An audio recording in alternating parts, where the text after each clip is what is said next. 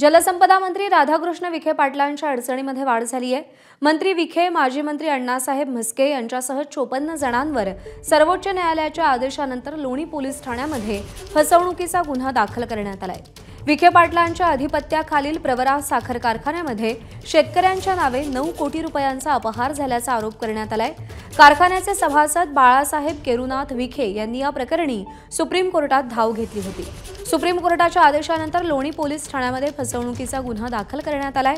या प्रकरणाची चौकशी निष्पक्ष व्हावी यासाठी मुख्यमंत्र्यांनी राधाकृष्ण विखे पाटील यांचा मंत्रिपदाचा राजीनामा घ्यावा अशी मागणी बाळासाहेब केरुनाथ विखे यांनी केली आहे।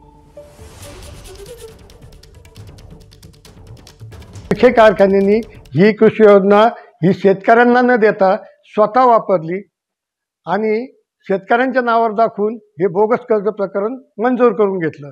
मग याची चौकशी आयुक्त नाशिक जे आहेत लेखापरीक्षक त्यांनी त्यांची नेमणूक केली। ती विखे कारखान्यावर आली व त्यांनी विखे कारखान्यामध्ये येऊन ज्यावेळेस चौकशी केली त्यावेळेस त्यांच्या असं निदर्शनास आलं की एकाही शेतकऱ्याच्या खात्यावर यांनी ही कर्जाची रक्कम टाकलेली नाही, किंबहुना हे कर्ज त्यांनी स्वतःसाठी कारखान्यासाठी घेतलेलं होतं। या चौकशी होईपर्यंत राधाकृष्ण विखे यांचा माननीय फडणवीस साहेब महाराष्ट्र राज्याचे मुख्यमंत्री यांनी राजीनामा घ्यावा।